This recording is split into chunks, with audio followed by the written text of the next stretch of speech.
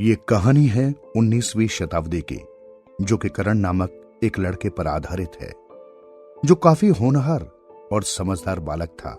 उसकी मां का नाम था भानुमती, जो कि कढ़ाई बुनाई करके थोड़े पैसे कमा लिया करती थी। करण अभी हाल ही में 18 साल का हुआ था, लेकिन उसे पहले से ही अपने घर की जिम्मेदारी मालूम थी। वो अपनी मां को इतनी मेहनत करते हुए नहीं देख सकता था, इसलिए वो बहुत पहले से ही घर में मिट्टी के घड़े बनाकर बेचा करता था।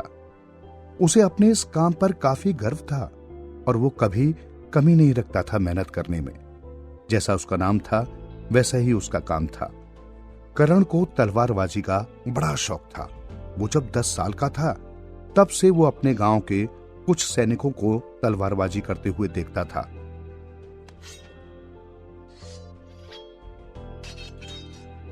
उन सैनिकों को देख देखकर वो थोड़ी बहुत तलवारबाजी भी सीख गया था।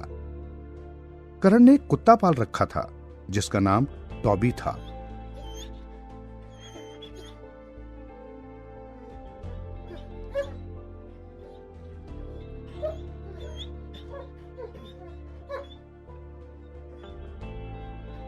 टॉबी करण से बहुत ज्यादा प्यार करता था। टॉबी को उसने खरीदा नहीं था, बल्कि वो उसे कहीं पर बेहोशी की हालत में मिला था।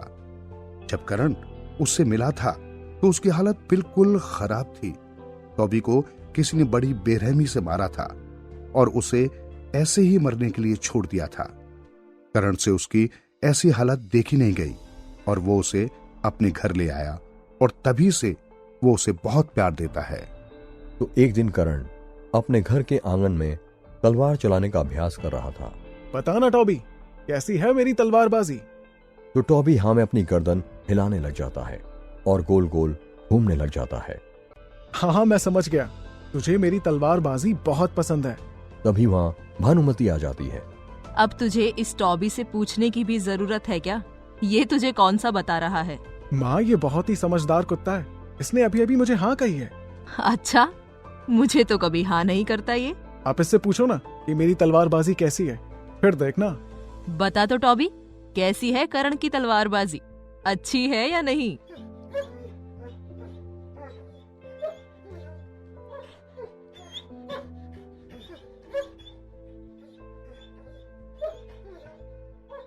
तो टॉबी फिर से अपनी गर्दन हिलाता है और घूमने लग जाता है। अरे वाह, सच में हाँ की इसने तो। तूने ही सिखाया होगा इसको ये करना। हाँ माँ। तू क्या हर वक्त तलवारबाजी करता रहता है? क्या पता माँ, कोई लड़ाई लड़नी पड़ जाए। ना, मैं तुझे कभी किसी लड़ाई में नहीं जाने दूंगी। नहीं जाऊंगा, ये तो बस मेरा शौक है। सैनिकों को देखते देखते मुझे भी लगा कि मुझे भी तलवारबाजी आनी ही चाहिए। वो सब तो ठीक है, पर कभी लड़ाई में मत जाना, मैं पहले ही कह रही हूँ। नहीं माँ, आपकी इजाजत के बिना तो मैं कुछ भी नहीं करता, आपको पता है ना। हाँ, मुझे सब पता है। करण की मां उससे बहुत ज्यादा प्यार करती थी। वो अपने बेटे की छोटी से छोटी चीजों को भी ध्यान से रखती थी। वो भले ही 18 साल का हो गया था, लेकिन उसकी नजरों में तो वो अभी भी छोटा ही बच्चा था। एक दिन भानुमती ने करण के लिए चावल की खीर बनाई थी। उसे खीर बहुत ज्यादा पसंद थी। जब भी घर में खीर बनता था तो उसका चेहरा खुशी से खिल उठता था। उस समय करण घर के बाहर आंगन में घड़े बना रहा था। तभी उसकी माँ उसे प्यार से खीर खाने के लिए बुलाती है। बेटा करण, जल्दी आजा बेटा, देख मैंने तेरे लिए क्या बनाया है। तेरी पसंद की खीर बनाई है। चल, अब बहुत काम कर लिया तूने, अब तू बहुत ज्यादा थक भी गया होगा। जल्दी से आजा और खीर खा ले, नहीं तो ठंडी हो जाएगी। जी माँ, अभी आता हूँ, बस थोड़ा सा काम बाकी है। अरे काम वाम छोड़, जल्दी आजा, अभी के अभी। आ रहा हूँ माँ। करण अपना काम छोड़कर जल्दी से घर के अंदर जाता है और माँ के हाथों की बनाई हुई खीर खाने लगता है कि तभी वहां पर उसका दोस्त कुश आ जाता है। कुश काफी डरा हुआ लग रहा था। वो दौड़कर करण के घर आया था, इसलिए वो जोर जोर से सांस लेता है और हांफने लगता है। अरे क्या हुआ कुश, तुम बड़े घबराए हुए लग रहे हो। करण जल्दी चलो, एक आदमी आया था हमारे घर में। वो घड़े खरीदने के लिए हमारे घर में आया था। उसने घड़े ले लिए और पैसे भी नहीं दिए, और जब हमने उससे पैसे मांगे तो वो हम लोगों से लड़ने लगा। जल्दी चलो करण, नहीं तो वो मेरे भाई को और भी मारेगा। अरे तो तुमने उसका सामना क्यों नहीं किया? जयदेव को बुलाया या नहीं? मैं जयदेव के घर गया था, लेकिन जयदेव अपने घर में नहीं था। वो किसी काम से दूसरे गांव गया हुआ है। तुम जल्दी चलो, वो आदमी बहुत देर से मेरे भाई को मार रहा है। मेरे भाई के मुंह से खून भी निकलने लगा है। तुम जल्दी चलो और मेरी मदद करो। अच्छा चलो, जल्दी चलो, जरा मैं भी तो देखूं कौन है वो दुस्साहस करने वाला। लव और कुश दो जुड़वा भाई थे और उनकी माता और पिता भी घड़े बनाकर बेचा करते थे।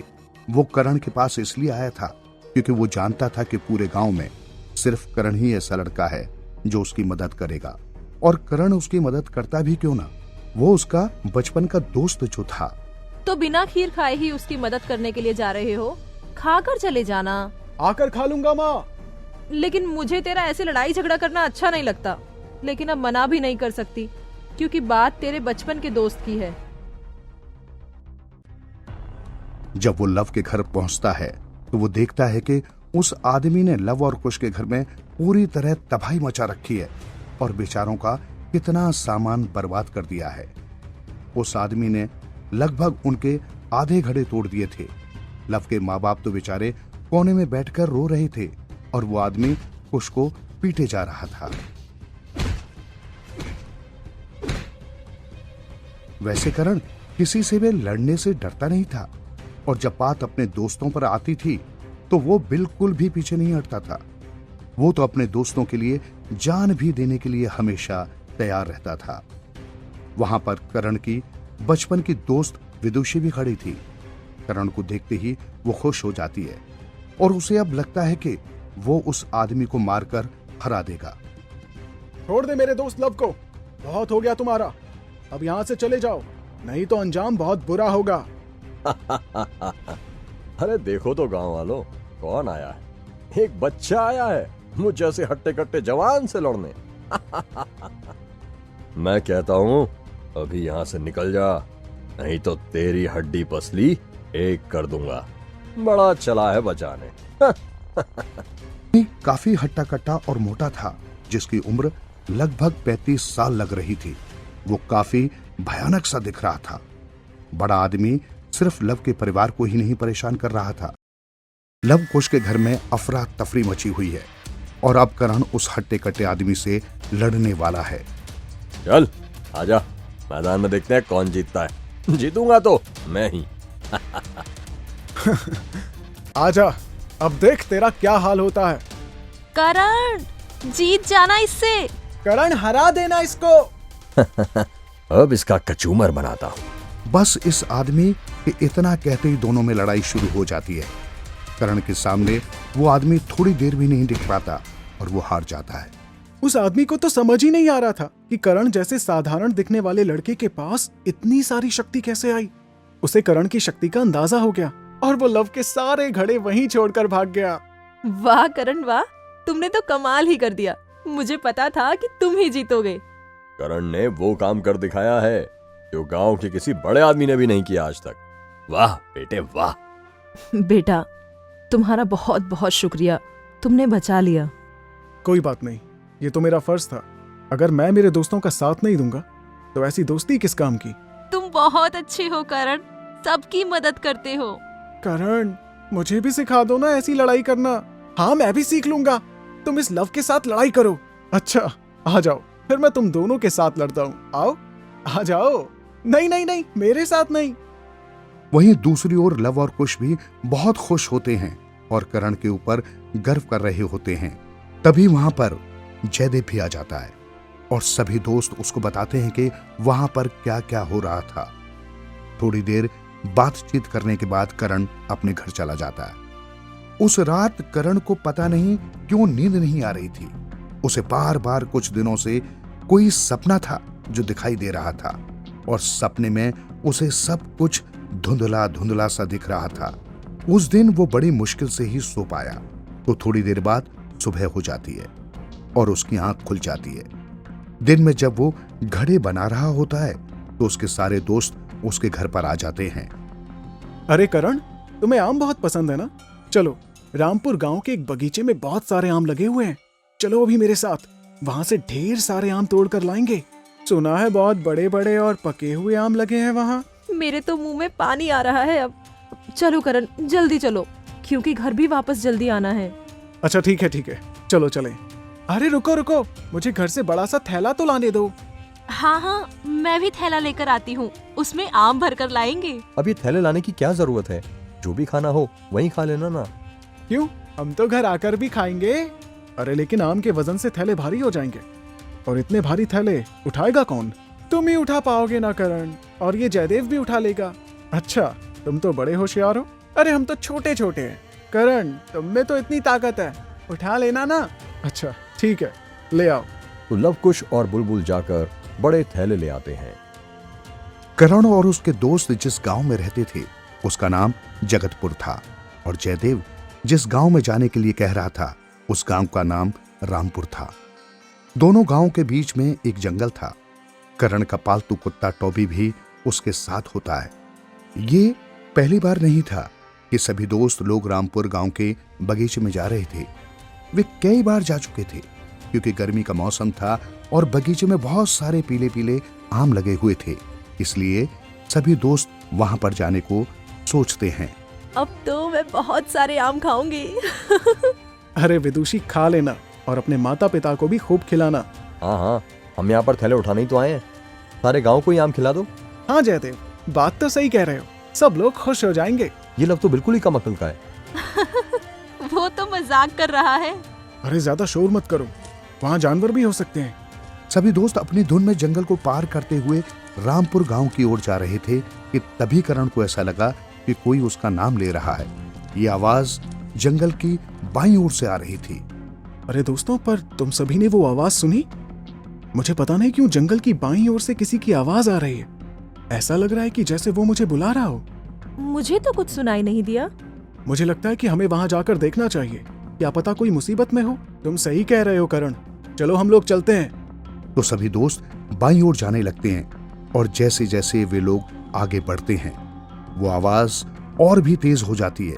आवाज तेज हो जाने के कारण सभी दोस्त उस आवाज का पीछा करते हुए एक आदमी के घर में पहुंच जाते हैं। टॉबी कुत्ता उस तरफ देखकर भौंकने लग जाता है। लगता है यहीं से आ रही है आवाज। दोस्तों, तुम लोग धीरे धीरे बोलना, ज्यादा आवाज मत करना, क्योंकि पता नहीं अंदर कुछ भी हो सकता है। विदुषी, लव और कुश, तुम सभी यहीं बाहर रुको, मैं और जयदेव अंदर जाकर देखते हैं। तो दोनों दोस्त बाकी दोस्तों को बाहर छोड़कर घर के अंदर दबे पांव जाते हैं। उस आदमी के घर के अंदर बहुत सारी विभिन्न प्रकार की चिड़ियाएं पिंजरे के अंदर कैद थीं, और देखकर तो ऐसा लग रहा था कि वो आदमी चिड़ियों को गांव में ले जाकर बेचता है। लेकिन ऐसा क्या हो गया था कि वो उस सुनहरी नीली चिड़िया को मारने के लिए आतुर हो गया था। तो जब वे अंदर जाते हैं तो अंदर का नजारा देखकर उनके होश उड़ जाते हैं। वे देखते हैं कि एक आदमी एक बेहद सुंदर चिड़िया, जिसका रंग सुनहरा नीला था, का गला मरोड़ने ही जा रहा था।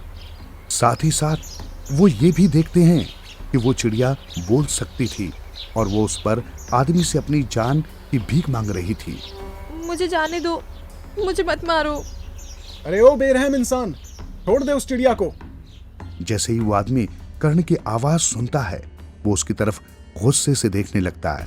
उस आदमी की आंख का रंग बिल्कुल नीला था, और उसके पास विचित्र शक्ति भी थी। वो अपनी आंखों से कुछ इशारा करता है, और उसके घर में रखे हुए सारे चिड़ियों के पिंजरे अपने आप खुल जाते हैं, जिससे सारी चिड़ियाएं पिंजरे के बाहर अपने आप निकल आती हैं। आम तौर पर तो चिड़िया खूंखार नहीं होती, लेकिन ऐसा लग रहा था कि वे सभी चिड़िया साधारण नहीं थी, क्योंकि वो सारी चिड़िया जैसे ही पिंजरे से बाहर निकली तो वो जयदेव और करण के ऊपर हमला करने लग गई। तभी करण को वहां पर एक पुरानी तलवार दिखाई देती है। वो उस पुरानी तलवार को उठाता है और उसी तलवार से सभी पक्षियों को मार गिराना शुरू करता है। अंदर हल्ला गुल्ला सुनकर उसके बाकी के दोस्त भी घर के अंदर आ जाते हैं। अंदर का नजारा देखकर उनके होश उड़ जाते हैं, और वे जयदेव की मदद करने लगते हैं। वे सभी वहां पर पड़े हुए कुछ लकड़ियों के डंडों को उठाते हैं और उसकी सहायता से अपना बचाव करने लगते हैं, क्योंकि उस घर के सारे पक्षी बड़े खूंखार हो गए थे और सभी को मारने के लिए आतुर हो गए थे।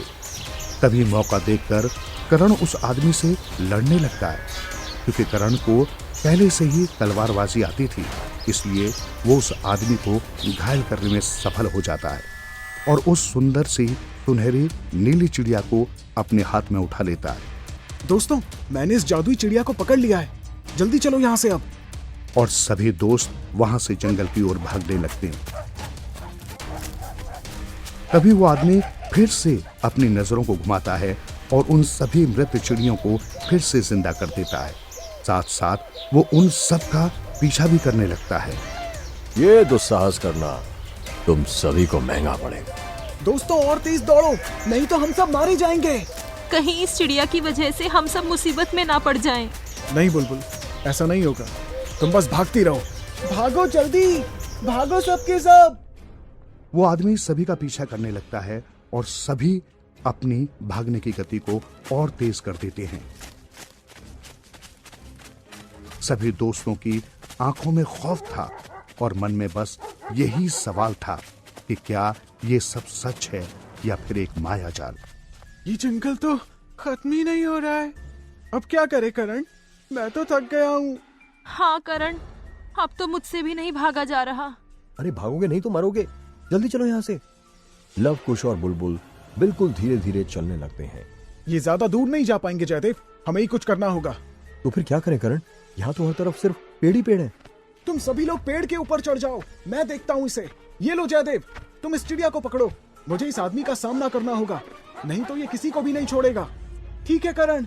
हम सब इस पेड़ के ऊपर चढ़ जाते हैं। ये पेड़ काफी घना और मोटा है, हम गिरेंगे भी नहीं। जब उसके सारे दोस्त पेड़ पर चढ़ जाते हैं तो करण टॉपी के साथ एक पेड़ के पीछे छुप जाता है ताकि वो आदमी उसे ना देखे। थोड़ी देर बाद वहां पर वो आदमी उन सभी का पीछा करते हुए पहुंच जाता है। छोड़ूंगा नहीं तुम लोगों को, तुमने अच्छा नहीं किया। और वो गुस्से में उन लोगों को यहाँ वहां खोजने लगता है। तभी करण चुपके से पीछे से आता है और उस पर हमला कर देता है। मार डालूंगा। तुम कौन हो और हमें क्यों मार रहे हो? मैं तुम्हें मार नहीं आया हूँ। मुझे मजबूर मत करो, तुम्हारा ही नुकसान होगा। अच्छा, देख लेते हैं फिर। देखते ही देखते दोनों में लड़ाई शुरू हो जाती है। उस आदमी ने अपने हाथ में लकड़ी का एक डंडा लिया हुआ था और वो उसी डंडे से करण के ऊपर बुरी तरीके से प्रहार करने लगता है। पहले तो करण अपनी तलवार का इस्तेमाल नहीं कर रहा था, लेकिन जब वो आदमी इतनी बुरी तरीके से उसके ऊपर हमला करने लगता था तो उसे न चाहते हुए भी उस तलवार का इस्तेमाल करना पड़ा और उसने 2 वार में ही उस आदमी को नीचे गिरा दिया। मैंने कहा था ना, मुझे मजबूर मत करो। मैं डरता नहीं तुमसे। यहाँ से चले जाओ, नहीं तो अच्छा नहीं होगा। आखिर तुम हम लोगों की जान क्यों लेना चाहते हो और उस चिड़िया को क्यों मार रहे थे? मुझे वो चिड़िया दे दो, नहीं तो अपनी जान से जाओगे। तुम अभी मेरे हाथों से मरते मरते बचे हो, फिर भी इतने घमंड से बोल रहे हो। चिड़िया नहीं मिलेगी। चिड़िया लिए बिना मैं यहाँ से नहीं जाऊंगा, चाहे मुझे कुछ भी करना पड़े। मैं तुम्हें वो चिड़िया नहीं दे सकता क्योंकि तुम उसकी जान लेने के लिए आतुर हो और मैंने ये सब अपनी आंखों से देखा है और मुझे पता है कि वो चिड़िया बोल भी सकती है। मैं किसी कारण से उस चिड़िया को किसी के हवाले नहीं करना चाहता क्योंकि वह एक मायावी चिड़िया है और अगर किसी को उस चिड़िया के बारे में पता चल जाता है तो गांव के सभी लोग उस चिड़िया के पीछे पड़ जाएंगे। मायावी चिड़िया? क्या मतलब है तुम्हारा? मुझे वो चिड़िया और तलवार दे दो, समझा? नहीं तो तेरी जान नहीं बख्शूंगा। बहुत बड़ी गलती कर रहा है तू। दे दे मुझे वो चिड़िया। बिल्कुल नहीं। और ये मायावी चिड़िया कैसे हो सकती है? यूं पड़े हो इसके पीछे, सच सच बताओ। करण बचपन से ही पशु पक्षियों से बहुत ज्यादा प्रेम करता था और वो सहन नहीं कर सकता था कि कोई किसी पक्षी या जानवर को बेरहमी से मार दे। और वो उस आदमी को तो उस चिड़िया को किसी भी सूरत में मारने नहीं देने वाला था। वो आदमी हार नहीं मानता है। वो अचानक से जमीन से उठता है और करण पर फिर से हमला कर देता है, लेकिन फिर से वो करण के सामने 2 मिनट भी नहीं टिक पाता। दोनों में घमासान चल रहा था। इसी बीच वे दोनों लड़ते लड़ते एक दलदल के गड्ढे में पहुंच जाते हैं जो कि उस जगह से थोड़ी दूर पर था। वो आदमी मौका देखकर एक पेड़ के पीछे छिप जाता है। कहाँ है बुज़दिल? बाहर निकल, मैं कहता हूँ बाहर निकल। तभी वो आदमी अचानक से पीछे से आता है और करण को उस दलदल के गड्ढे के अंदर धक्का देने ही वाला होता है कि करण वहां से हट जाता है और वो आदमी उसी दलदल में खुद गिर जाता है। गड्ढा काफी गहरा था और वो आदमी उस दलदल के अंदर धंसने लगता है। उस आदमी के ऊपर इतनी सारी मुसीबत आन पड़ी थी, लेकिन फिर भी उस आदमी के चेहरे पर कोई खौफ नहीं दिख रहा था।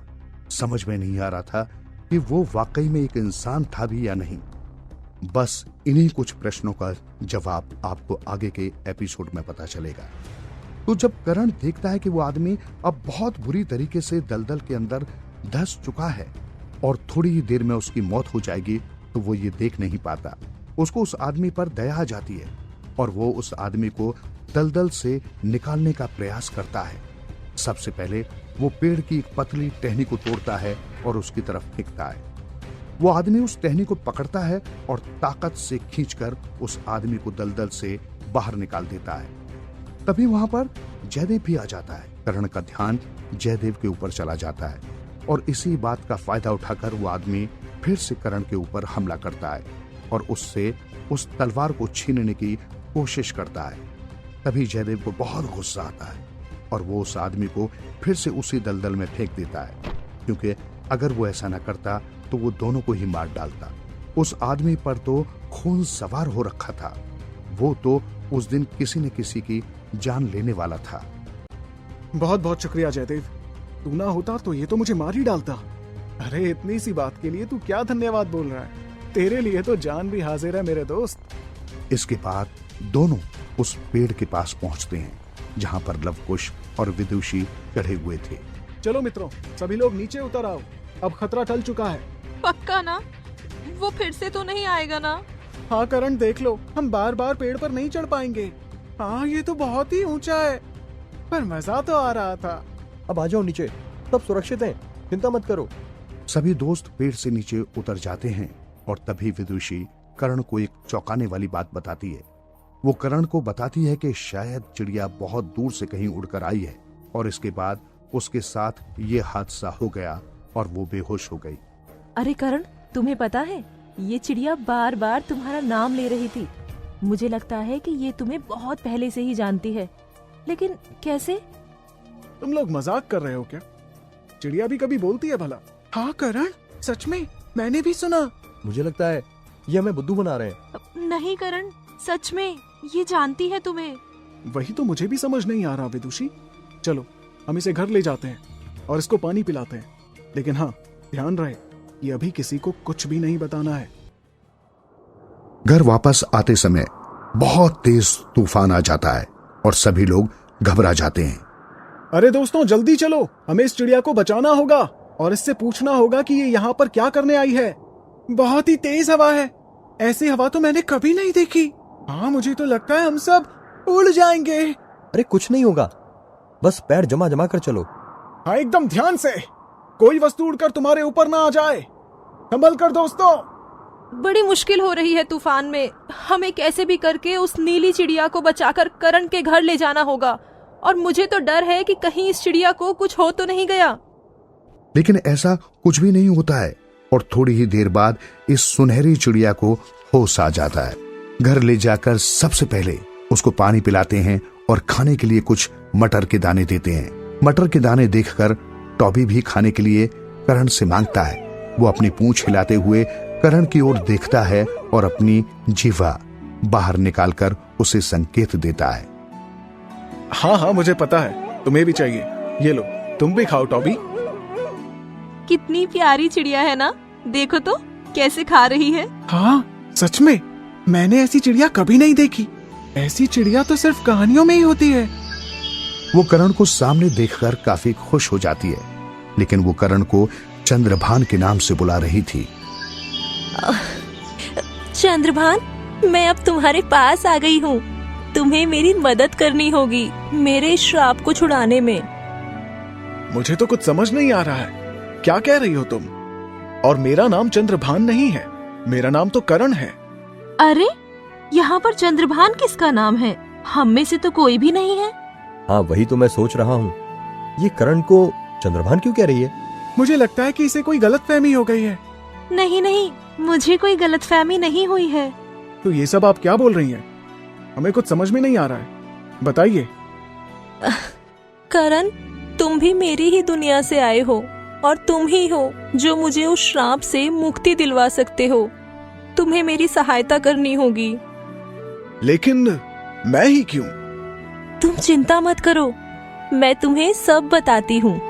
साथ ही साथ मैं तुम्हें एक ऐसे आदमी के पास भी लेकर चलूंगी जो तुम्हारी पिछले जन्म की याददाश्त को वापस लाने में मदद करेगा। उस समय वहां पर कर्ण के साथ सारे दोस्त हैं और सभी लोग उस चिड़िया की बात सुनते ही रह जाते हैं। उन सभी को तो यकीन ही नहीं हो रहा था कि उसका दोस्त किसी दूसरी दुनिया से आया हुआ है, वो भी एक खास मकसद के लिए। तो चिड़िया सबको कहानी सुनाना शुरू करती है। करीब 1000 साल पहले एक भव्य महल में महाराजा रणजीत सिंह राज करते थे। उनकी 2 जुड़वा बेटियां थी। एक का नाम राजकुमारी चंदा था और दूसरी बेटी का नाम था राजकुमारी इंदु। दोनों बहनों की शक्ल एकदम समान थी, परंतु आदतें एक समान नहीं थी। जहां एक और चंदा बहुत सीधी सादी और दयालु किस्म की लड़की थी, वहीं दूसरी ओर राजकुमारी इंदु बहुत तेज और ज्यादा बोलने वाली थी। महाराजा रणजीत सिंह के महल में सब कुछ अच्छा चल रहा था, लेकिन अचानक से एक दिन उनके भव्य महल को किसी की नजर लग गई। एक दिन राजा रणजीत सिंह के महल में मातम सा छा गया था, क्योंकि उनकी सुपुत्री अर्थात महल की राजकुमारी चंदा की बेहद दर्दनाक तरीके से मौत हो गई थी। सभा के सभी लोग सिर झुकाए हुए खड़े थे और काफी उदास दिख रहे थे। सामने राजा रणजीत सिंह की पुत्री चंदा की बेजान लाश पड़ी हुई थी। उसकी कोमल और सुंदर त्वचा बिल्कुल सिकुड़ गई थी और साथ ही साथ उसका शरीर एकदम पत्थर की तरह अकड़ा हुआ था। उसकी आंखें और मुंह उस समय खुले हुए थे जैसे कि वो कुछ कहना चाह रही हो। राजकुमारी इंदु भी काफी हैरान हो जाती है कि आखिर उनकी बहन के साथ ये क्या हो गया। भगवान, ये मेरी बेटी को क्या हो गया? मुझे ऐसा दिन आखिर देखना क्यों पड़ रहा है? उठो बेटी, उठो। मेरी बेटी को किसी जादुई शक्ति के सहारे मारा गया है और इसके पीछे उस जादूगर का ही हाथ है। अरे, मेरी फूल सी बच्ची का शरीर तो देखो, क्या हाल हो गया है। कोई कैसे किसी को इतनी बेरहमी से मार सकता है? आप ही बताइए। मुझे तो पक्का यकीन है कि मेरी बेटी पर जादू टोना किया गया है। जल्दी से उन महान बाबा को बुलाकर ले आओ मीना। तभी महल में एक सुंदर चिड़िया उड़ती हुई आती है जो बार बार राजकुमारी चंदा के शव के पास मंडरा रही थी। उस चिड़िया की आंखों में आंसू थे, लेकिन कोई भी उसके दर्द को नहीं सुन पा रहा था। और वो चिड़िया कोई और नहीं बल्कि राजकुमारी चंदा ही थी। तभी किसी तांत्रिक बाबा को महल में बुलाया जाता है और राजकुमारी की बेजान मृत शरीर को उसे दिखाया जाता है। उसको देखकर तांत्रिक बाबा तुरंत ही सब कुछ समझ जाते हैं। राजकुमारी चंदा श्रापित है। इसे किसी ने श्राप दिया है कि वह जब भी सुहागरात मनाएगी तो उसी क्षण इसकी मौत हो जाएगी और राजकुमारी की आत्मा किसी चिड़िया के अंदर आ जाएगी। दरअसल राजकुमारी चंदा की शादी अभी कुछ दिन पहले ही हुई थी और वो अपने पति हीरा ठाकुर के साथ अपने पिताजी के महल में आई हुई थी। और तभी ये घटना उनके साथ हो गई। जब हीरा ठाकुर को ये बात पता चली तो उनके होश ही उड़ गए और वे सोचने लगे कि अगर उन्हें ये बात पहले पता होती तो वे ऐसा कुछ भी नहीं करते। लेकिन नियति को तो कुछ और ही मंजूर था। तांत्रिक बाबा, आप ही बताइए, इसका कोई तोड़ है क्या? ये कैसे हो सकता है बाबा जी? मेरी बेटी चिड़िया में कैसे बदल गई? जादुई दुनिया में सब कुछ हो सकता है महाराज। हमें बताइए, अब हम हमारी बेटी को वापस उसके असली रूप में कैसे लाएंगे? तांत्रिक बाबा अपनी आंखें बंद करते हैं और अपनी दिव्य शक्ति का इस्तेमाल करते हैं उस आदमी को पता लगाने के लिए जिसने ये घिनौना कार्य किया है। और जब वो अपनी आंखें बंद करते हैं तो उन्हें वही जादूगर दिखता है। तो क्या यहाँ कोई जादूगर आया था? जी हाँ बाबा जी, मुझे तो पक्का यकीन है कि ये सब उसी जादूगर ने किया है। दरअसल 1 महीने पहले हमने अपने महल में राजकुमारी इंदु का स्वयंवर रखा था और उस स्वयंवर में वो जादूगर भी आया था। वो जादूगर स्वयंवर में आयोजित किए गए सारे पड़ाव को जीत भी गया, लेकिन राजकुमारी इंदु को जादूगर बिल्कुल भी पसंद नहीं आया और उसने अनजाने में उस जादूगर का बहुत मजाक बनाया और साथ ही साथ उसने शादी के लिए इनकार भी कर दिया। बस बाबा जी, मुझे लगता है इसी बात का बदला लिया है। लेकिन बेटी, मुझे ये बोलकर अच्छा तो नहीं लग रहा है, लेकिन आपकी सुपुत्री को बचाना बिल्कुल नामुमकिन है, असंभव है। बाबा रानी पद्मा को बोलते हैं कि उनकी बेटी को बचाना अब बिल्कुल नामुमकिन ही है, और बाबा के मुंह से ये बात सुनकर रानी पद्मा को बेहोशी से छाने लगती है। तभी महाराज रंजीत बोल उठते हैं। बाबा जी, ऐसा मत बोलिए, कोई ना कोई तो उपाय होगा। बाबा, क्या हो अगर मैं उस जादूगर को ढूंढ कर मार दूं तो? बेटा, ऐसा करने से कुछ भी प्राप्त नहीं होगा, क्योंकि वह जादूगर कोई साधारण जादूगर नहीं है, बल्कि वह पहले एक तपस्वी भी रह चुका है, इसलिए उसके अंदर काफी शक्ति है।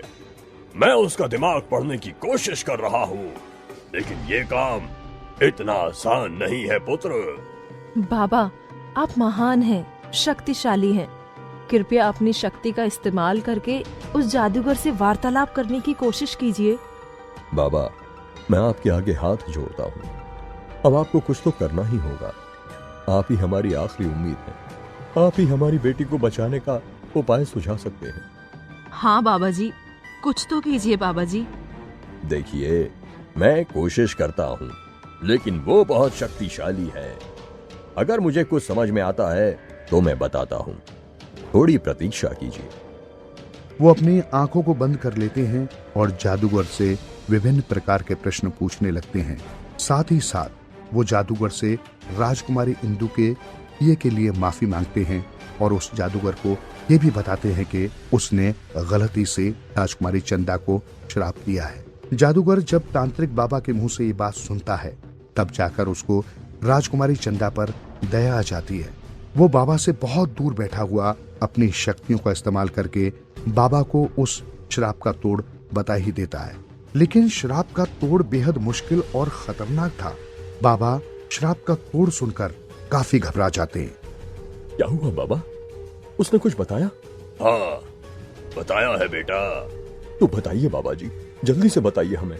बेटा, तुम्हारी बेटी एक नीली चिड़िया में बदल चुकी है और उसका श्राप अब 1000 साल बाद ही टूटेगा, और वह श्राप कोई और नहीं बल्कि तुम्हारे मुख्य सेनापति बलवंत वीर का बेटा चंद्रभान ही तोड़ेगा।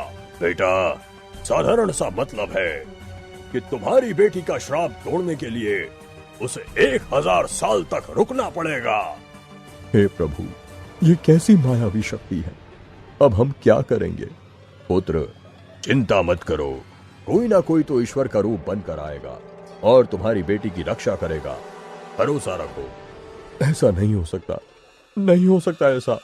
उस वक्त वहां पर सेनापति बलवंत वीर भी खड़े थे और उन्हें इन बातों पर बिल्कुल यकीन भी नहीं हो रहा था, लेकिन यही सच्चाई थी। वो ये सब बातें सुन लेती है और फूट फूट कर रोने लगती है। राजकुमारी इंदु को भी अपने किए पर काफी पछतावा हो रहा था, लेकिन अब काफी देर हो चुकी थी। तभी राजा रंजीत बौखला जाते हैं और गुस्से में तांत्रिक बाबा से बोलते हैं।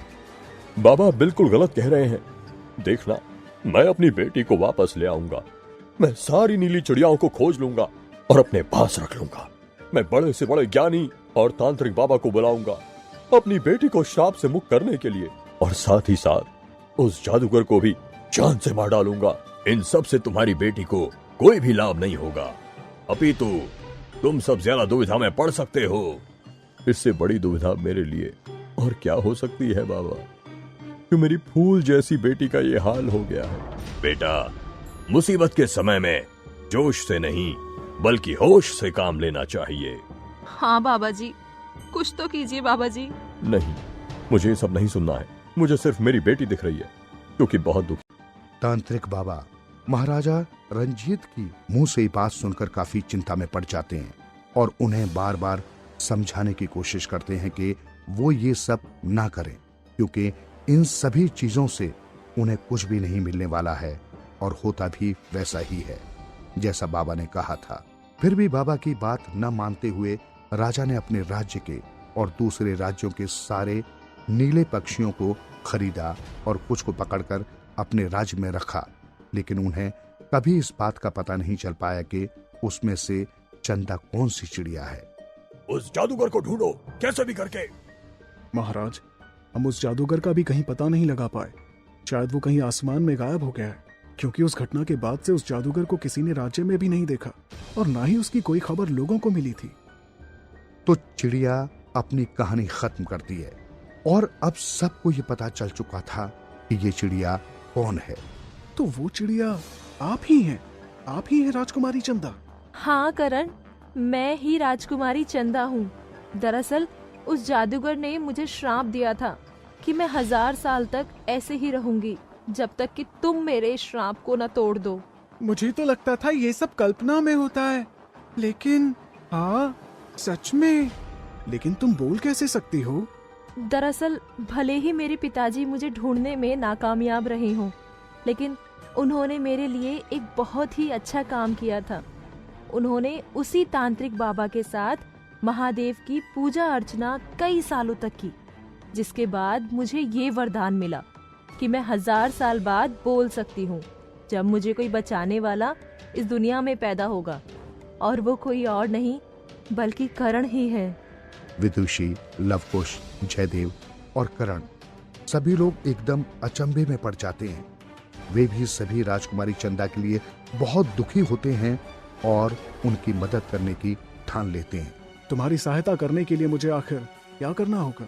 करण, मैंने सुना था कि मेरी चिड़िया बनने के 500 साल बाद वो जादूगर नया रूप लेकर फिर से हमारे राज्य वाले क्षेत्र में आएगा।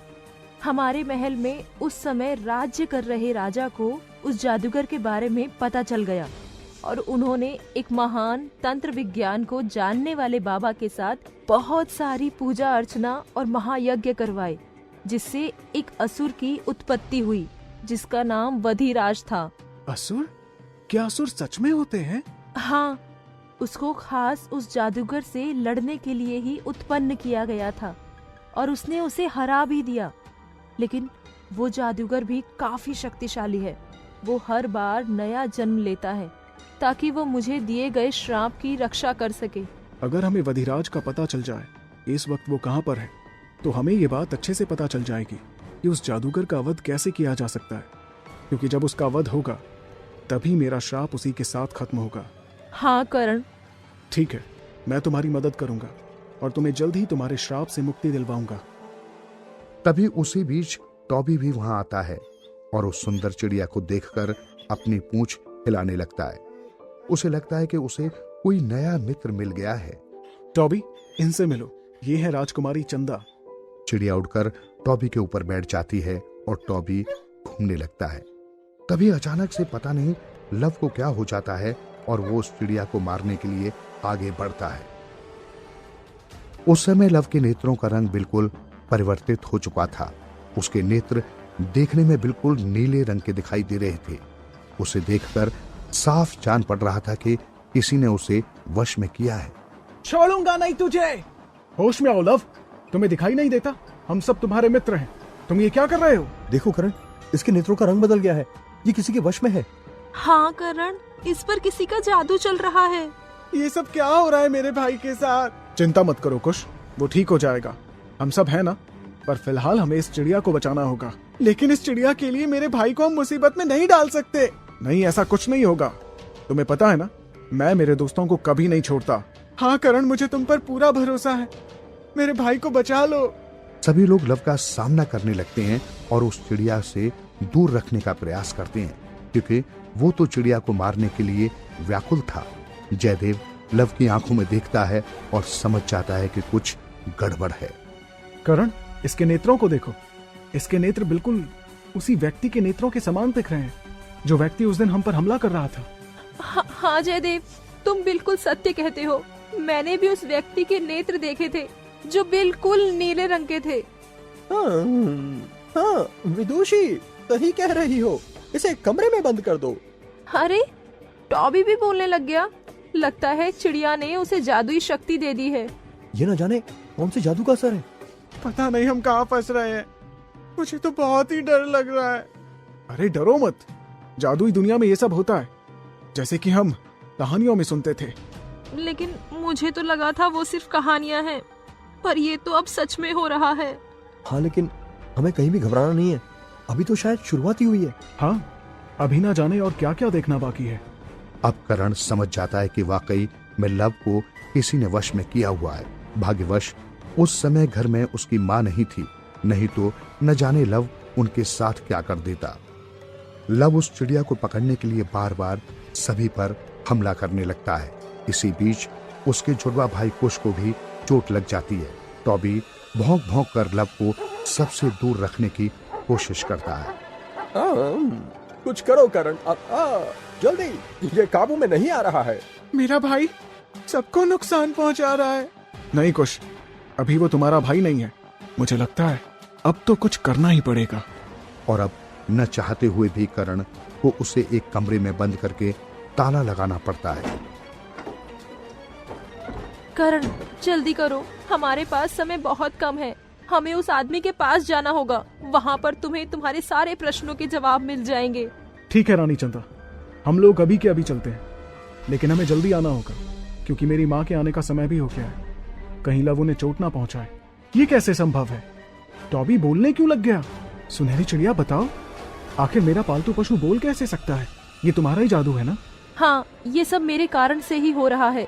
तभी सभी को सारी बातें पता चल जाएंगी। परंतु पहले हम यहाँ से निकलते हैं और उस आदमी से मिलते हैं। हाँ, जल्दी चलो सब लोग। टॉबी को भी लेकर चलते हैं यहाँ से। बुलबुल और कुश, क्या तुम घर जाना चाहते हो? नहीं नहीं करण, हम तुम्हारे साथ ही रहेंगे। हाँ करण। तुम दोनों घर चले जाओ, आगे न जाने क्या क्या मुसीबतें आएंगी। हाँ, जयदेव सही कह रहा है। नहीं नहीं, हम साथ चलेंगे। तो वो चिड़िया सभी का मार्गदर्शन करती है और सभी को उस आदमी के पास ले जाती है। वो आदमी उस सुनहरी नीली चिड़िया को देखकर काफी प्रसन्न हो जाता है। तो आखिर तुम्हें वह लड़का मिल ही गया। हाँ गुरुजी, अब आप बताइए कि हमें आगे क्या करना है। अभी वो आदमी करण के पास जाता है। बेटा, मैं तुम्हें बताना चाहता हूँ कि तुम्हारा ये जन्म किसी खास कार्य के लिए हुआ है, और वह कार्य है राजकुमारी चंदा को उस भयंकर श्राप से मुक्त कराना। मुझे तुम्हारे मित्र लव के बारे में सब कुछ पता है। वह किस प्रकार से अपना आपा खो बैठा है, लेकिन आप सभी को यह जानकर आश्चर्य होगा, यह सब कार्य उसी जादूगर का है। और करण, तुम्हारा यह पालतू पशु इसलिए वार्ता कर पाने में संभव है क्योंकि राजकुमारी चंदा भी एक जादुई चिड़िया है। इसके बाद गुरुजी सभी लोगों को एक माला देते हैं जिसमें ओम बना होता है। वो बोलते हैं कि ये माला उन्हें हमेशा पहनकर रखनी है क्योंकि ये उन्हें उस जादूगर के जादू से सुरक्षित रखेगी। लेकिन मैं ये भी बता दूं कि सिर्फ माला से ही सब कुछ नहीं होगा, अपितु तुम्हें भी प्रत्येक कदम पर सचेत रहना होगा और अपने कार्य को संपूर्ण करने के लिए अपना मनोबल बनाए रखना होगा। गुरुजी, हम लोग पूरी कोशिश करेंगे कि जल्द ही राजकुमारी चंदा अपने पुराने रूप में आ जाएं। गुरुजी उस समय करण को और उसके मित्रों को बहुत सारी बातें बताते हैं कि उन्हें क्या क्या करना है और क्या क्या नहीं करना है। साथ ही साथ उन्होंने सुनहरी नीली चिड़िया के बारे में भी सभी को बहुत कुछ बताया जो हमें आगे पता चलेगा। बेटा, इसके लिए सबसे पहले करण को अपने उस जन्म के बारे में जानना होगा, तभी वो सुनिश्चित कर पाएगा कि आगे कैसे बढ़ना है। इतना कहने के बाद गुरुजी करण को अपने पास बुलाते हैं और एक मंत्र फूंककर उसके शीश पर हाथ रखते हैं। तो जैसे ही गुरुजी करण के शीश में अपना हाथ रखते हैं, वैसे ही उसको उस जन्म की कुछ झलकियां दृश्य होने लगती हैं। उसे दिखता है कि वो किस प्रकार राजा रंजीत के राज्य के काम में भली प्रकार से हाथ बटाया करता था और अपने पिता से कलाबाजी भी सीखा करता था। उसके पिताजी तलवार के महान कलाबाज थे और वो अपने पुत्र को अपने जैसा एक बलवान व्यक्ति बनाना चाहते थे। राजकुमारी चंदा के पिता करण के पिता पर अत्यधिक विश्वास किया करते थे। और यही एक वजह है कि महाराज रंजीत ने उनके बेटे अर्थात कर्ण को इस कार्य के लिए चयनित किया था और कर्ण सहमत हो गया था। उस समय कर्ण का नाम चंद्रभान था और उसने प्रण लिया था कि वो 1000 साल बाद जन्म लेकर राजकुमारी चंदा को जादूगर के श्राप से मुक्त करवाएगा। आगे वो ये भी देखता है कि किस तरीके से जादूगर ने अपनी जादुई शक्तियों के द्वारा महाराजा रंजीत के महल को धीरे धीरे तबाह कर दिया था। कुछ ही सालों के अंदर राजकुमारी चंदा का परिवार का सर्वनाश हो गया था और वही राजकुमारी चंदा ये सब देखती रह गई। वो चाहकर भी कुछ नहीं कर पाई। ये सब दृश्य देखकर तो कर्ण के नेत्रों में आंसू आ जाते हैं। वो जादूगर तो बस राजकुमारी चंदा को दुखी देखना चाहता था और वो इस काम में कामयाब भी हो गया था। लेकिन अब कर्ण आ गया था। वो जल्द ही उस जादूगर का खेल खत्म करने वाला था। आप चिंता मत करिए राजकुमारी चंदा, जल्द ही इंसाफ होगा। तभी कर्ण को याद आता है कि वो लव को अपने कमरे में बंद करके आया हुआ है और उसको अपनी माँ की चिंता सताने लगती है। वो शीघ्र ही गुरुजी से जाने की आज्ञा लेता है और सभी के साथ वहां से चला जाता है। वही जब सभी लोग घर पहुंचते हैं तो देखते हैं कि कर्ण की माँ घर में पहुंच चुकी है और वो उस कमरे का दरवाजा खुलने ही वाली है जिस कमरे में लव कैद है। माँ रुकिए, दरवाजा मत खोलिए। आखिर क्या बात है? मैं दरवाजा क्यों नहीं खोल सकती कर्ण? माँ वो क्या वो? क्या छुपा रहा है? तभी दरवाजा खटखटाने की आवाज आती है। कर्ण, क्या है इसके अंदर? माँ मैं आपको सब कुछ बाद में बताऊंगा, एक बार आप यहाँ से दूर हो जाइए। तू ऐसे क्यों बोल रहा है बेटा? क्या तुमने कुछ गलत किया है? नहीं नहीं माँ, बिल्कुल भी नहीं, लेकिन अभी सही वक्त नहीं है बताने का। आपको मेरी बात बिल्कुल भी समझ में नहीं आएगी। ये दरवाजे के पीछे कौन है? सच सच बता दे कर्ण। माँ क्या आपको मुझ पर भरोसा नहीं है? आपको लगता है कि आपका बेटा कुछ गलत कर सकता है? बताइए। नहीं, लेकिन अभी मेरे मन में ये बात आ रही है कि कोई तो मुसीबत है। बताना बेटा, क्या हुआ है? तभी लव दरवाजा तोड़कर बाहर आ जाता है और वो कर्ण के ऊपर हमला करने लगता है। लेकिन तभी कर्ण जल्दी से वो ओम का लॉकेट उसके गले में डाल देता है जिससे वो होश में आ जाता है। लेकिन जब वो होश में आया तो उसे कुछ भी याद नहीं था। ये सब देखकर कर्ण की माँ बहुत डर जाती है, लेकिन वो अपनी माँ को बहुत समझाता है और सुनहरी नीली चिड़िया के बारे में सब कुछ बता देता है। ये सब क्या हो गया कर्ण? माँ मैंने कहा था ना, आपको मेरी बात समझ में नहीं आएगी। ये जादुई दुनिया का खेल है। हे भगवान, बेटा जादुई दुनिया बहुत खतरनाक होती है। लेकिन माँ अब तो मुझे इस दुनिया में जाना ही होगा। ये तू क्या कह रहा है? मैं तुझे कभी वहाँ नहीं जाने दूंगी। उनके तांगे के पहियों पर आकर फंस जाता है जिससे तांगा वहीं पर पलट जाता है। सभी को हल्की चोट आई थी, लेकिन न जाने क्यों किसी को दर्द नहीं हो रहा था। दरअसल बात यह थी कि उस सुनहरी नीली चिड़िया के उनकी जिंदगी में आने के बाद उन सभी को एक जादुई शक्ति प्राप्त हो गई थी।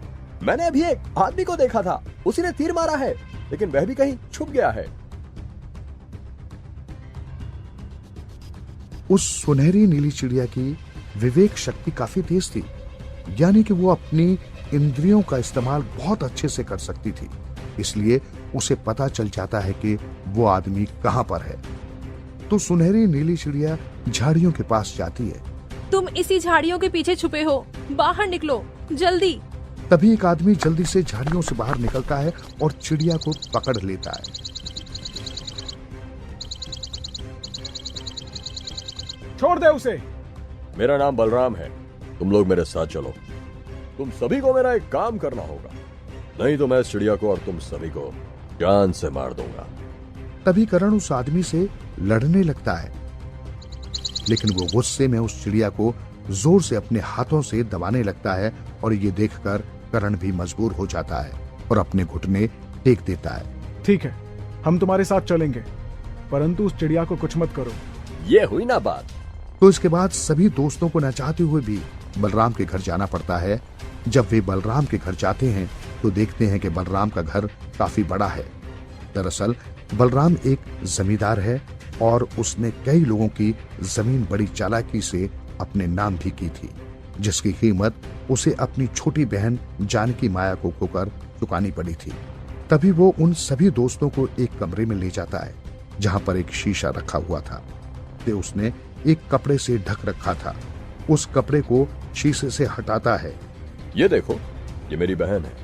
दरअसल मैंने एक पवित्र जगह को हड़प लिया जिसमें बहुत सारे साधु बाबा तपस्या किया करते थे, लेकिन मैंने उन्हें वहां से भगा दिया था, जिसके कारण उन्होंने मुझे श्राप दिया था कि जिससे मैं सबसे ज्यादा प्यार करता हूं वो घर के शीशे में कैद हो जाएगी। गलत का नतीजा गलत ही होता है।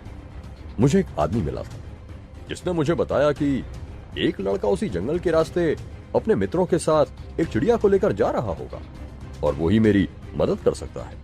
दरअसल वो आदमी जिसने बलराम को ये सब बताया था वो भी उस जादूगर की ही चाल थी, लेकिन किसी को भी ये बात पता नहीं थी।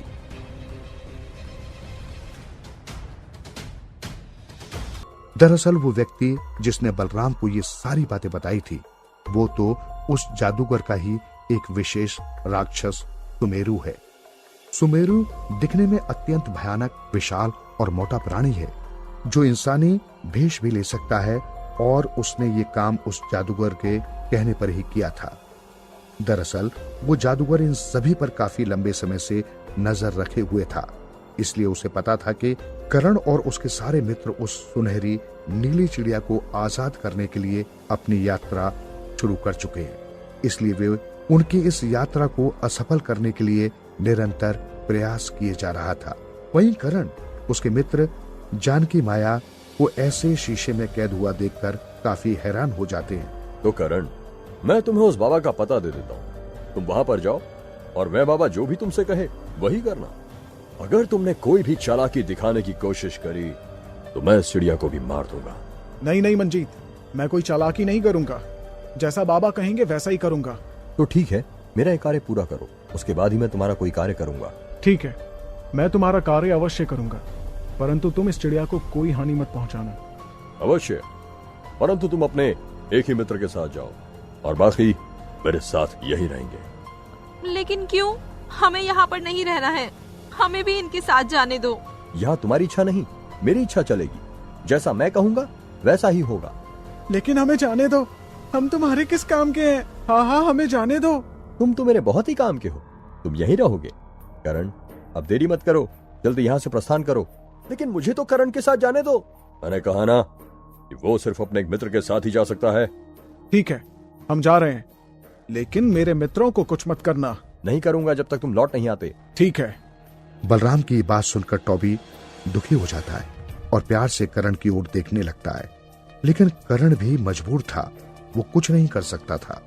करण को नचाते हुए भी बलराम की बात माननी पड़ती है। वो जयदेव को अपने साथ लेकर बलराम द्वारा बताए गए पते पर चला जाता है। थोड़ी देर बाद वो लोग वहां से पूछते पूछते उस बाबा तक पहुंच जाते हैं। तो जैसे ही दोनों उस बाबा को देखते हैं वो उनके पास जाते हैं और उन्हें प्रणाम करते हैं। दरअसल बाबा जी प्रतिदिन उसी जगह पर तपस्या किया करते थे।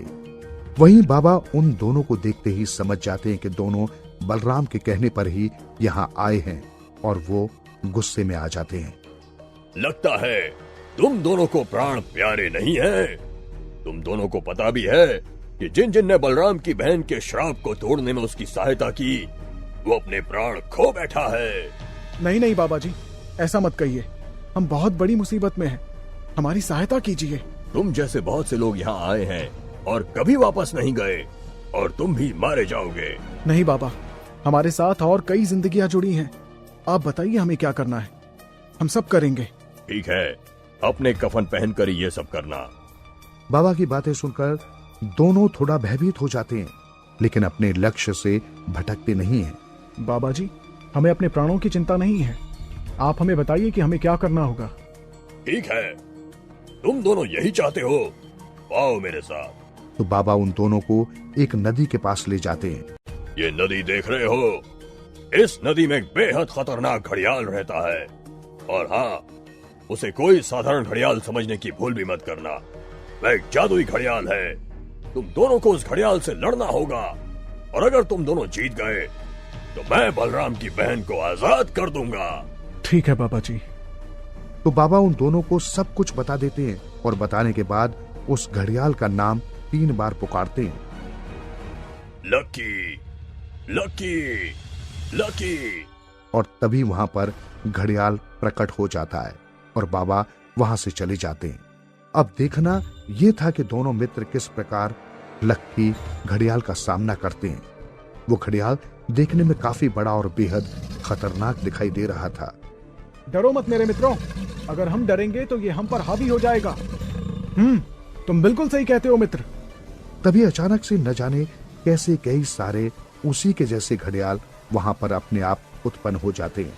तभी दोनों हिम्मत करते हैं और उन सभी घड़ियालों से एक एक करके निपटने लगते हैं, क्योंकि दोनों को उस नीली चिड़िया के आने के कारण शक्ति मिल गई थी। इसलिए दोनों लोग काफी वीरता और बहादुरी से उन घड़ियालों का सामना करने लगते हैं कि तभी पीछे से एक घड़ियाल जयदेव पर आकर हमला करने ही वाला होता है कि करण उसे देख लेता है। तभी वो अपनी तलवार से उसका आधा शरीर काट देता है। तो बस ऐसे ही दोनों एक दूसरे की रक्षा करते हैं और धीरे धीरे उन घड़ियालों को एक एक करके मार गिराते हैं। लेकिन तभी दोनों देखते हैं कि वे दोनों जितना उन घड़ियालों को मारे जा रहे थे, उनकी तादाद उतनी ही बढ़ती जा रही थी। ये तो दुगनी तादाद में उत्पन्न हो रहे थे, क्योंकि बाबा जी ने तो पहले ही कहा था कि वो कोई साधारण घड़ियाल नहीं है, बल्कि एक जादुई घड़ियाल है। यानी कि ये सब लकी घड़ियाल ही कर रहा है। जयदेव, हमें लगता है कि हमें लकी को ढूंढना चाहिए, क्योंकि ये सारे घड़ियाल वही उत्पन्न कर रहा है और ये सब केवल एक भ्रम है। हम दोनों को हराने के लिए हमें जानना होगा कि इन सभी घड़ियालों के बीच लकी कौन सा है। करण और जयदेव दोनों लड़ते लड़ते काफी थक जाते हैं, लेकिन फिर भी हिम्मत नहीं हारते, क्योंकि उनके दोस्त और उस सुनहरी नीली चिड़िया की जान दांव पर लगी थी और उन दोनों को किसी भी हाल में ये लड़ाई जीतनी थी। तभी करण अपनी नजर यहाँ वहां घुमाता है और देखता है कि उन घड़ियालों में एक घड़ियाल ऐसा है जिसके सिर पर एक निशान बना हुआ है, और वो ये देखकर तुरंत समझ जाता है कि ये लकी है। लकी उस समय जयदेव की बाईं ओर से काफी दूर था। जयदेव, वो देखो, मैं समझ गया हूँ कि इनमें से लकी कौन सा है। वो देखो अपनी बाईं ओर, चलो हम उस पर वार करते हैं, तभी ये सब खत्म होगा, नहीं तो ये सब चलता ही रहेगा। करण, तुम बिल्कुल सही कह रहे हो, चलो। तो इसके बाद दोनों दोस्त उस घड़ियालों की भीड़ को चीरते हुए लक्की के पास पहुंच जाते हैं और ये देखकर लक्की अचंभे में पड़ जाता है। अरे, आज तक जितने मनुष्य यहाँ आए वो बस मेरे सैनिकों को ही मारने में लगे रहे और उनका ध्यान मुझ पर कभी नहीं गया, परंतु तुम दोनों का ध्यान कैसे आया मुझ पर? क्योंकि हम तुम जैसे राक्षस का वध करने ही आए हैं। और तभी दोनों लक्की पर हमला कर देते हैं, लेकिन उसको हराना काफी आसान नहीं था। दोनों को काफी मशक्कत करनी पड़ती है। लेकिन तभी करण उसकी पीठ पर बैठकर उसकी पीठ पर उस तलवार से वार करता है और वहीं जयदेव उस पर आगे से वार करता है और दोनों की बहादुरी से वे उसे मार गिराते हैं। हमने कर दिखाया। अब जल्द से जल्द बाबा के पास चलते हैं और अपने मित्रों को बचाते हैं। वाह, मुझे तो यकीन ही नहीं हो रहा है कि हमने ये कर दिखाया। ये हमारी पहली जीत है, अभी न जाने हमें कितनी बार और जीतना है। चलो अब जल्दी से चलते हैं, हमारे मित्र इंतजार कर रहे हैं। हाँ जयदेव, तुम सही कहते हो, चलो चलते हैं अब यहाँ से। तो दोनों मित्र बाबा के पास पहुंचते हैं। बाबा उन दोनों को देखकर काफी हैरान हो जाते हैं और उन्हें यकीन ही नहीं होता कि इन दो जवान युवकों ने उस खतरनाक जादुई घड़ियाल को मार गिराया है। तो इसका मतलब ये था कि अब बाबा जानकी माया का श्राप तोड़ देंगे। मैं तुम दोनों की वीरता की दाद देता हूँ। तुम दोनों ने ये कार्य बड़े आसानी से कर दिखाया। ये कार्य तो आज तक कोई नहीं कर पाया था। धन्यवाद बाबा जी, हमने कहा था ना, हम कर लेंगे। हाँ, लेकिन ये कार्य आज तक कोई कर नहीं पाया है और मुझे लगा था कि तुम भी नहीं कर पाओगे। हाँ बाबा जी, एक बार तो हम भी बहुत घबरा गए थे, लेकिन करण में बहुत ही हिम्मत है। तो बाबा अपनी आंखें बंद करते हैं और एक मंत्र पढ़ते हैं, जिससे जानकी माया का श्राप टूट जाता है और वो शीशे से बाहर आ जाती है।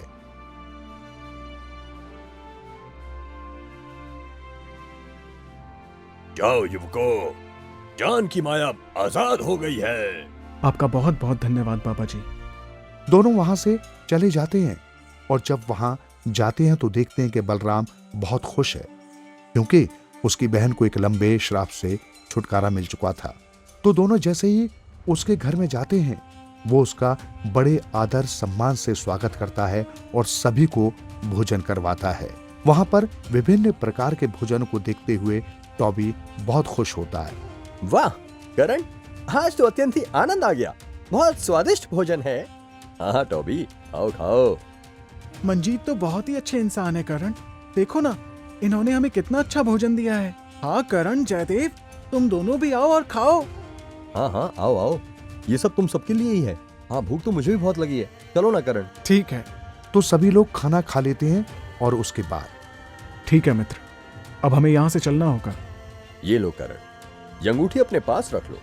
ये अंगूठी एक जादुई अंगूठी है, जो कि चारों ओर रक्षा कवच उत्पन्न करती है। लेकिन ये अंगूठी आप मुझे क्यों दे रहे हैं? क्योंकि तुमने मुझे ऐसी चीज दी है जिसका मैं जितना शुक्रिया अदा करूं उतना ही कम है, और उसके आगे अंगूठी तो कुछ भी नहीं है। मैं फिर से तुम्हारा धन्यवाद देता हूँ करण। ठीक है मित्र, कोई बात नहीं। करण अंगूठी पहन लेता है और बलराम और उसकी बहन को अलविदा कहकर वहां से अपने मित्रों के साथ तांगे में बैठकर चला जाता है। वो लोग रास्ते में आगे बढ़ ही रहे थे कि अचानक से उन्हें रास्ते में एक बूढ़ी औरत दिखाई देती है, जो कि अपने ठेले में फल लेकर जा रही थी। उसके सारे फल जमीन पर गिर गए थे और वो अपने फलों को अकेली उठाने में असमर्थ हो रही थी।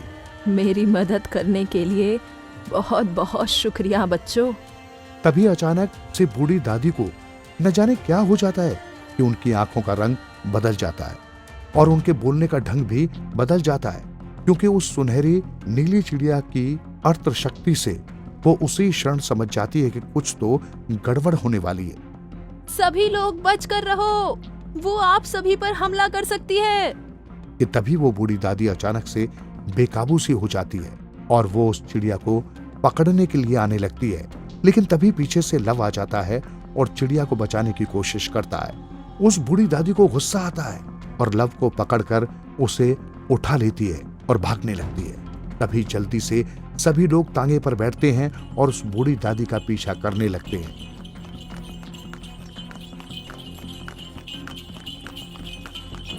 उस बूढ़ी दादी को देखकर साफ पता चल रहा था कि वो किसी के वश में है और ये सब वो स्वयं नहीं कर सकती है, क्योंकि उनकी उम्र काफी ज्यादा थी।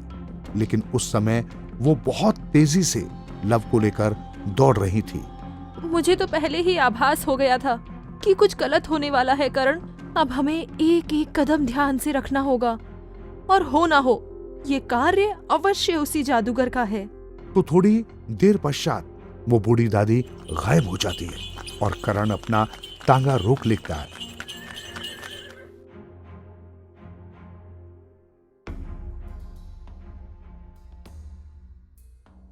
उन्होंने जहां पर अपना तांगा रोका हुआ था वहां पर सिर्फ जंगल ही जंगल था, लेकिन वहां जंगल के बीच एक अत्यंत पुरानी झोंपड़ी थी। लगता है कि वो बूढ़ी दादी लव को लेकर वहीं गई होगी। चलो जाकर देखते हैं। विदुषी, तुम राजकुमारी चंदा और टॉबी के साथ तांगे में ही हमारा इंतजार करो, हम लोग वहां देखकर आते हैं। और इतना कहने के बाद जयदेव, कुश और करण झोंपड़ी के अंदर जाते हैं। तो वो लोग जैसे ही अंदर जाते हैं वो देखते हैं कि बूढ़ी दादी लव को एक नुकीली लकड़ी से उसके पेट पर वार करके मारने ही वाली थी। छोड़ दो मेरे भाई को, नहीं तो मैं तुम्हें नहीं छोड़ूंगा। और कुश की आवाज सुनकर वो बहुत जोर जोर से हंसने लगती है।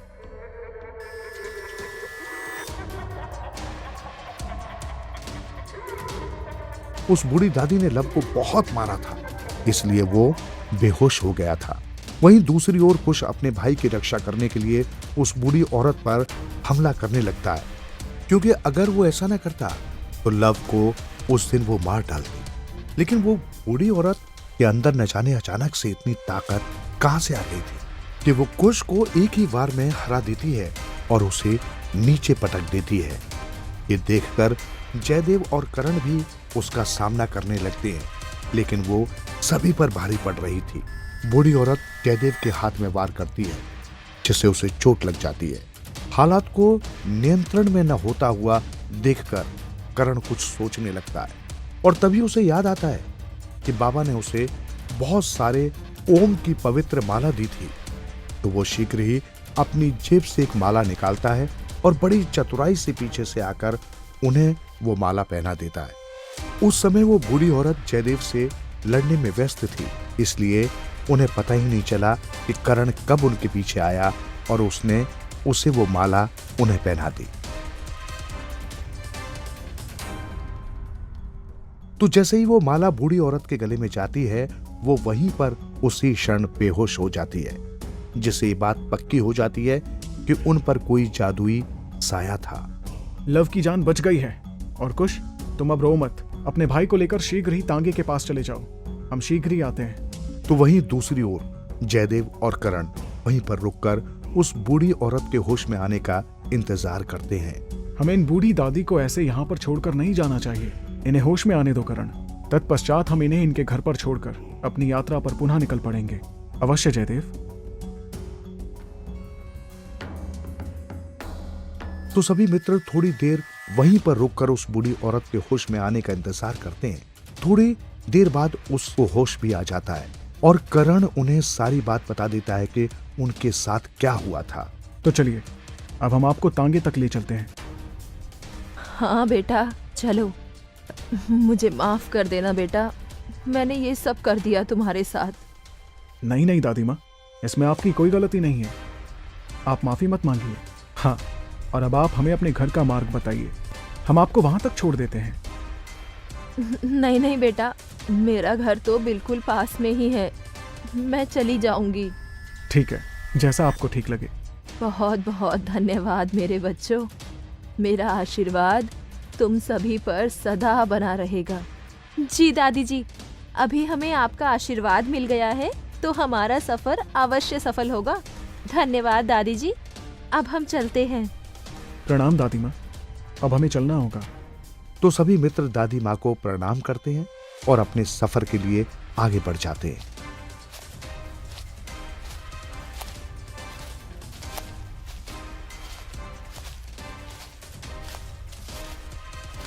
अब हमें उत्तर दिशा की ओर चलना चाहिए, लेकिन रास्ते में एक माया नगरी है, इसलिए हमें थोड़ा सावधानी से चलना होगा, वहाँ पर कुछ भी हो सकता है। ठीक है राजकुमारी जी। हमें और कितनी दूर जाना होगा राजकुमारी जी? बुलबुल, अभी तो मैं इस बारे में कुछ नहीं कह सकती, लेकिन अभी बहुत से पड़ाव बाकी हैं। इसका मतलब बहुत सी मुसीबतें भी बाकी हैं। हाँ जयदेव, मैं तुमसे झूठ नहीं बोलूंगी, लेकिन ये सच है। लेकिन आप चिंता मत कीजिए राजकुमारी जी, करण और जयदेव बहुत ही हिम्मत वाले हैं, ये सब कर लेंगे। हाँ राजकुमारी जी, करण और जयदेव दोनों ही आपको सही सलामत पहुंचा देंगे।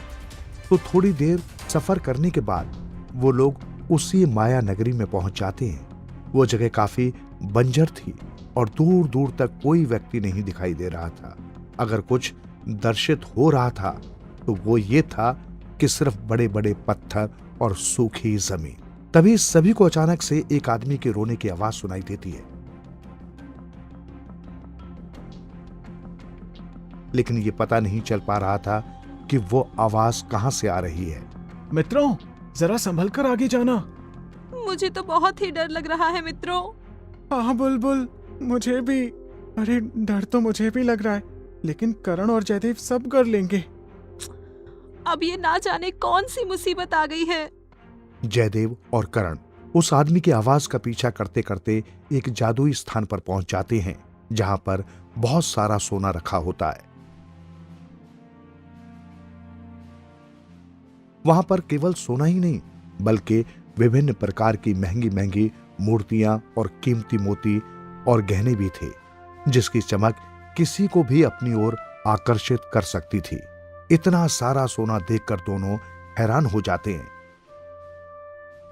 और जयदेव सभी मित्रों को आवाज लगाकर वहां पर बुला लेता है। देखो दोस्तों, ये एक माया नगरी है और हो सकता है कि ये किसी की चाल हो, क्योंकि ऐसी माया नगरी में तो विभिन्न प्रकार के राक्षस घूमते रहते हैं, जो कि इंसान पर प्रहार करके उन्हें जिंदा ही अपना भोजन बनाना चाहते हैं। हाँ, इसलिए हमें थोड़ा संभल कर रहना होगा। इन सभी वस्तुओं पर कोई भी हाथ मत लगाना। अच्छा राजकुमारी चंदा, क्या मैं कुछ सिक्के भी नहीं उठा सकता हूँ यहाँ से? नहीं लव, ऐसा करना किसी खतरे से खाली नहीं होगा, क्योंकि हो सकता है कि इसे स्पर्श करने मात्र से ही कोई राक्षस हमारे सामने प्रकट हो जाए। भी लोग ये सब बातें कर ही रहे थे कि अचानक किसी के आने की आवाजें सुनाई देती हैं। तो करण और उसके सभी दोस्त एक बड़े से पत्थर के पीछे छुप जाते हैं। टॉबी, तुम चुपचाप रहना, ठीक है? नहीं तो वो लोग हम पर हमला कर देंगे। अवश्य करण, तुम बिल्कुल भी चिंता मत करो।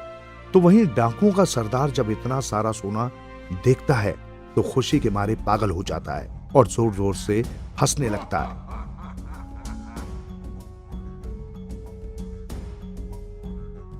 और इन लोगों को इस बात का बिल्कुल भी आभास नहीं था कि इन लोगों के सामने कौन सी मुसीबत अब आने वाली है। आज तक मैंने अपने जीवन में इतना सारा सोना नहीं देखा। अब तो हम बहुत अमीर हो जाएंगे। अब हमें कई सालों तक किसी को भी लूटने की जरूरत नहीं पड़ेगी।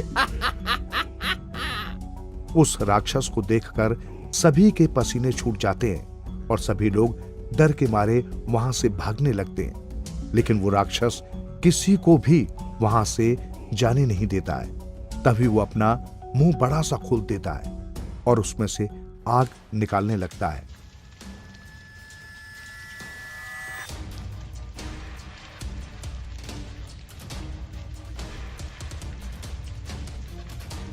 और जैसे ही करण ये देखता है, वो अपनी उस जादुई अंगूठी का इस्तेमाल करता है और चारों ओर एक जादुई रक्षा कवच उत्पन्न हो जाता है। तो जैसे ही वो जादुई रक्षा कवच उत्पन्न होता है, वैसे ही उस राक्षस के मुंह के द्वारा फेंके गए उसके आग के गोले कवच से टकराकर वापस लौटने लगते हैं।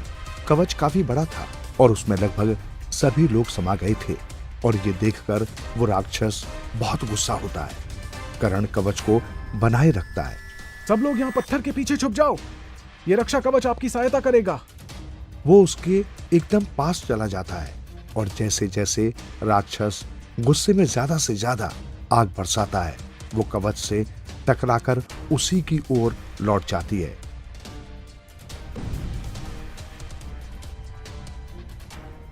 और कुछ देर में वो उससे जलने लग जाता है। तो जैसे ही राक्षस की मृत्यु हो जाती है, वैसे ही वहां पर रखा सारा सोना और जेवर गायब हो जाते हैं। ये क्या? सब कुछ गायब हो गया, एक सिक्का भी नहीं बचा। हाँ, मैंने तो तुमसे पहले ही कहा था कि ये माया नगरी है, यहाँ सब एक जाल होता है। तो वहीं दूसरी ओर करण और उसके मित्रों की बहादुरी को देखकर सभी डाकू बड़े अचंभित हो जाते हैं। करण, तुम ठीक हो ना? मैं बिल्कुल ठीक हूँ। और आप सब ठीक है ना? हाँ, हम ठीक हैं। आपने हमारी जान बचाई, इसके लिए बहुत बहुत धन्यवाद मेरे मित्र। आप बताइए, हम आपकी किस तरह सहायता कर सकते हैं? तभी उनमें से एक डाकू गुस्से में आकर तलवार निकाल लेता है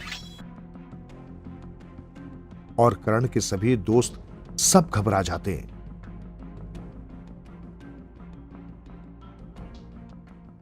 तो अगले एपिसोड में हम ये जानेंगे कि क्या उस राक्षस का वाकई में खात्मा हो चुका है या वो फिर से उत्पन्न हो जाएगा।